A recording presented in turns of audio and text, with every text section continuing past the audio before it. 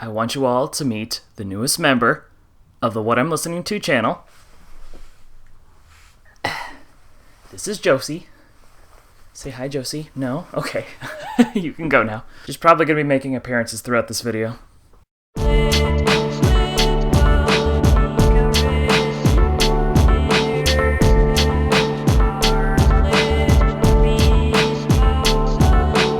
Hello, internets. This is Olin from What I'm Listening To. Hope you all are staying safe, staying healthy, keeping those hands clean, and wearing that mask when you're going outside. For today's video, I have decided to revisit an old video I posted a long time ago, probably about 2 years ago. In that video, I talked about 5 live albums that I actually liked. And the reason I made that video was because there was a time where I didn't really like live albums. I usually avoided live albums. If a band I like put out a live album, I didn't care for it, I didn't even bother listening to it. But I have since changed, and I have found that live albums are actually not that bad. In fact, in some cases, the live recordings are superior to the studio recordings. And it also took me going to a bunch of live shows and seeing bands perform their songs live, and even some cases discovering a band through a live performance,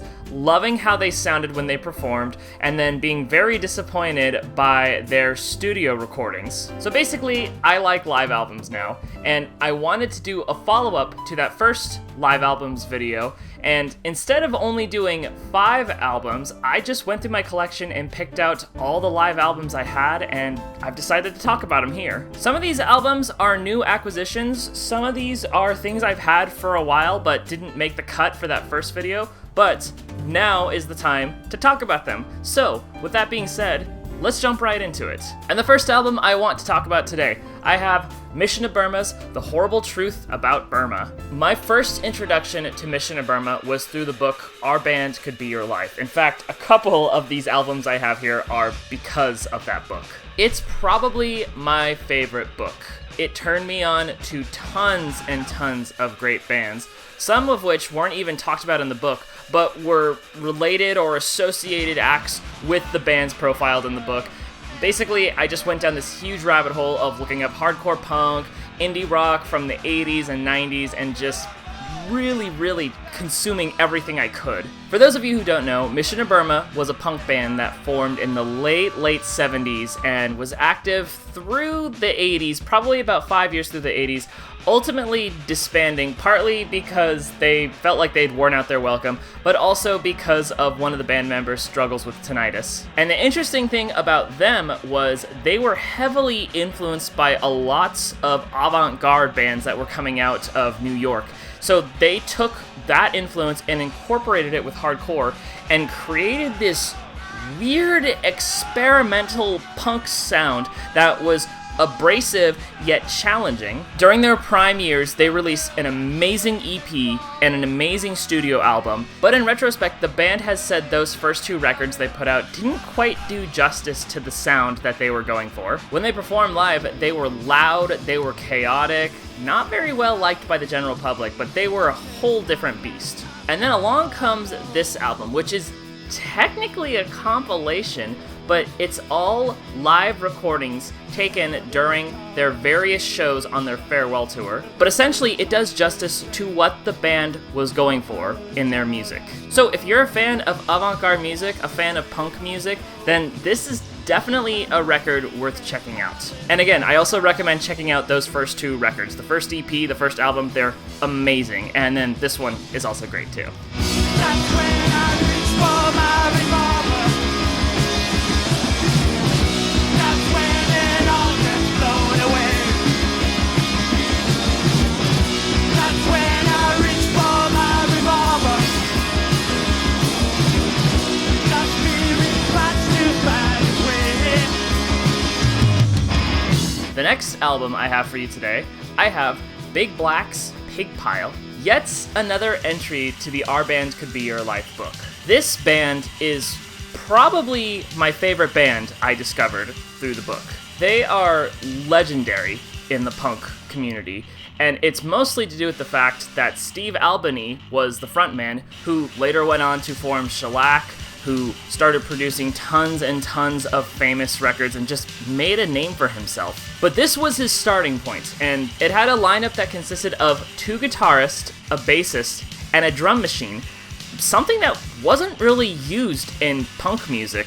But Albini liked the drum machine sound, partly because it sounded heavier, but mostly because it was much more precise and accurate than a live drummer. During their career, the band released 2 amazing studio albums and a handful of great EPs. But, like Mission to Burma, they reached a point where they were getting uncomfortable with the attention they were getting.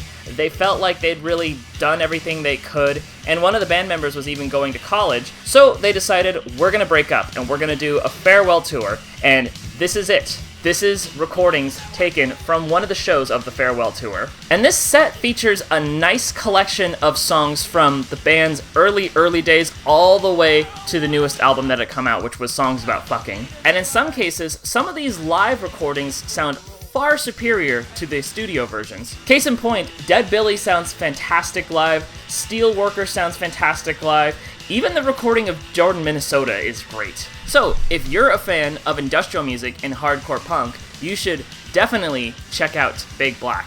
Check out all of their stuff. Everything they do is fantastic, including this album here.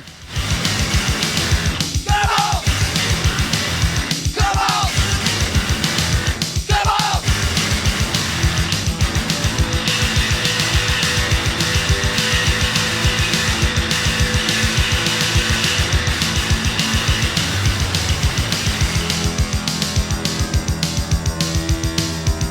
The next album I have for you today, I have Black Flag's Live 84. I don't really think I need an introduction for this band, but for whatever reason, if you don't know Black Flag, then they're probably the most legendary hardcore punk band to ever exist. They are more or less the reason why a lot of other hardcore bands exist. And it's partly because of the stuff they were making, but also it's because of the label SST, which was founded by Black Flag's guitarist Greg Ginn. They put out tons and tons and tons of records by amazing bands, and for a time they were kind of the label to be on. If you had an album released on SST, you were considered cool. But I digress.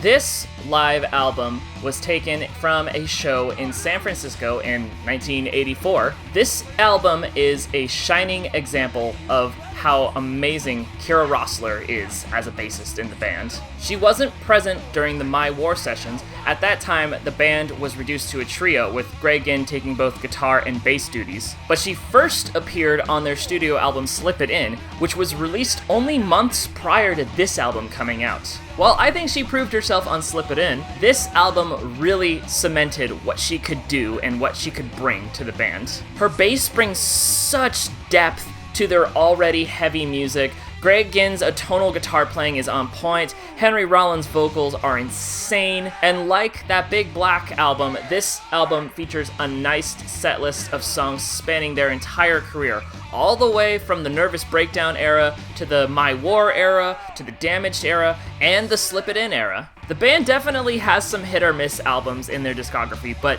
this one, I think, should not be ignored. If you are exploring Black Flag's discography, I recommend checking out this live performance. It's insane.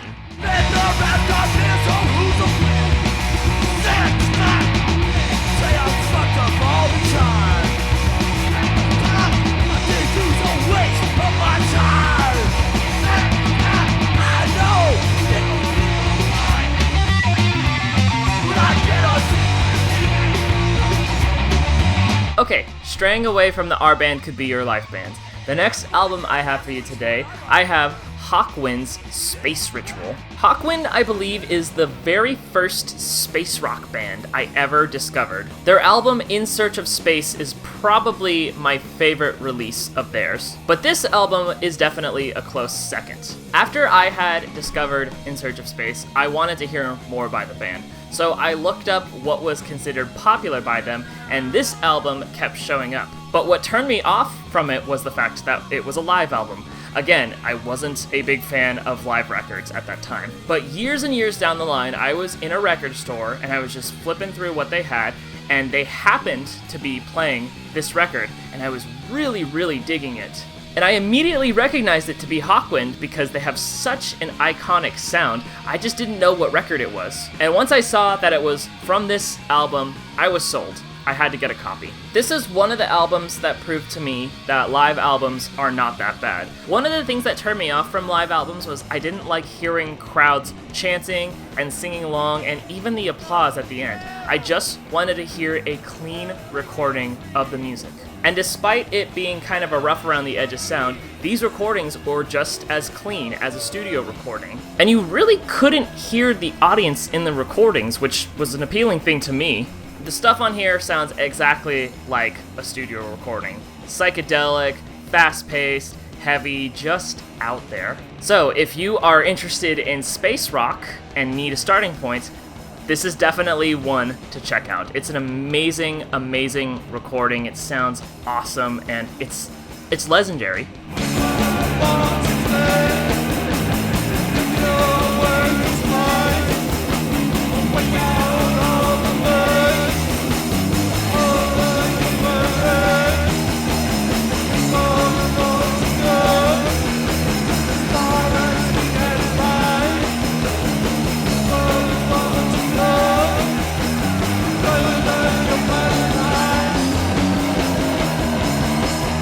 The next album I have for you today, I have Mogwai's Special Moves. I've been a fan of Mogwai for a long, long while now. I've collected pretty much all of their albums in digital form and have a handful of those records on physical media, but one of the albums I had avoided for the longest time was this one, because, well, it was a live record. But fairly recently, I decided to sample some of the recordings off this album because, well, I liked live albums. I didn't find them as bad as I did in the past. And I found off of this record, I really, really liked some of the recordings from this performance. The recording of I'm Jim Morrison, I'm Dead, I think I like a little bit more than the studio version.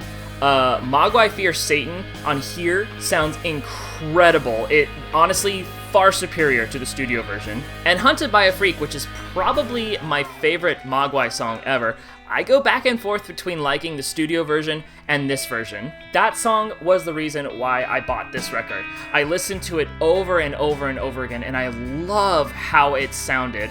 I loved the warbly vocals on it. It sounded more pronounced than the studio version. It added a whole layer of creepiness, and I also thought the drums sounded awesome on it. It didn't sound synthetic, it sounded real. So yeah, this is an album that should not be missed if you're looking into Mogwai's music. It's stellar, and this even comes with a DVD of a live performance. I don't think it's the live performance that was recorded here, but it's a live performance nonetheless. Long live Mogwai, they are the best.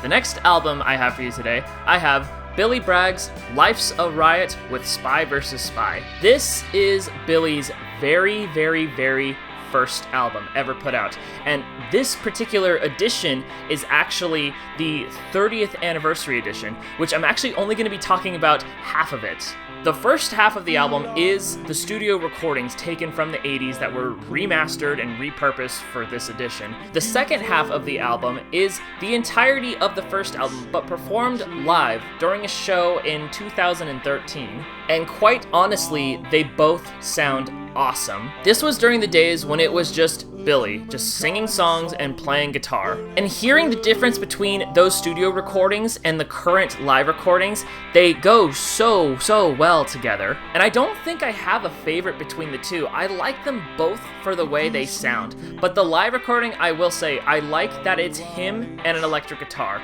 There's something about that sound, that one-man show, that I think just sounds so incredible. It also helps that Billy is an amazing, amazing lyricist, has some powerful, powerful songs in his discography. So yeah, this is an amazing record, and it's honestly responsible for me picking up a couple of his other albums, but I think of the ones I've listened to, this one is definitely my favorite. I loved you then as I loved you still. I put you on a pedestal, they put you on the pill. Don't feel bad about letting you go, just feel sad about letting you know. I don't want to change the world, I'm not looking for a New England, I'm just looking for another girl. The last album I have for you today, I have Kraftwerk's Minimum Maximum. Kraftwerk is a very, very, very important band to me. They were the first electronic band I'd ever come into contact with, and I would say they were probably the first experimental band that I'd ever listened to. When I say experimental, I mean music that isn't quite up to the norms or isn't quite with other popular music. My dad had a copy of their album, The Mix, which we listened to a lot when I was growing up. Years down the line, my brother got a copy of this album, but the DVD version, so you could actually see the performance, and I loved it. I thought the visuals looked cool, I thought it sounded cool, I was just excited to see this band that I had been listening to for years live on my television screen. It was excellent. And I was so excited about it that I showed it to my friends because I thought, hey, this sounds no different from a lot of the electronic music that's popular nowadays, so maybe they'll like it. And to my disappointment, they thought it was really, really weird, to the point where they would tease me about liking it. They used to make fun of the song The Man Machine, taunting the voice, and they just kind of dismissed it altogether. After that, I kind of avoided sharing any of the music I liked with my friends because I thought they were just going to make fun of me. At that time, I was also really into Japanese rock music, so there was no way in hell I was going to share that with them. But it's been a very, very long time since then, and I don't even really talk to those friends anymore. I've since then embraced loving experimental music. I'm not afraid to admit that I like it. I'm not afraid to share it, even if somebody says they don't like it. I just love the stuff. And I still, to this day, love the recordings taken from this album. I still think the recording of The Man Machine from this album is way, way better than the studio version. I like the robotic sound on here. I think it sounds incredible. But I also really enjoy the recordings of Neon Lights, The Model, Tour de France, Radioactivity, Music Nonstop. Just most of these I like a lot more than the studio recordings. I held off on getting a copy of this album on CD for a very long time, mostly because it was a little pricey, but I managed to stumble across this very copy for insanely cheap. I think it was only like $2, so it was a total steal. I also show off this album because one of Kraftwerk's founding members, Florian, just recently passed away, which was devastating to me. Rest in peace, Florian. We will so miss you. Thank you so much for all this stuff you've put out. You are such a huge, huge influence to me.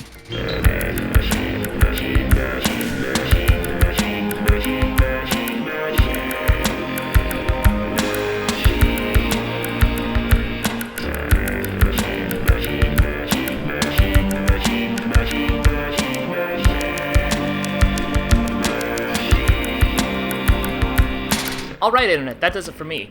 If you have any live albums you particularly enjoy, I'd love to hear about them. Leave a comment down below, and if I like it, maybe I'll include it in another video. Also, if you like this video, be sure to hit that subscribe button. It'll show me the support, and I'll love your face for it. And you can also follow me on Instagram for even more music. I post a new album on there, not as frequently as I used to, but I still update it every so often, but I talk a little bit about it, and it gives you a bit of an insight of what else is in my collection. So, thank you all so very much for watching this video. This is Olin from What I'm Listening To, signing out. Goodbye.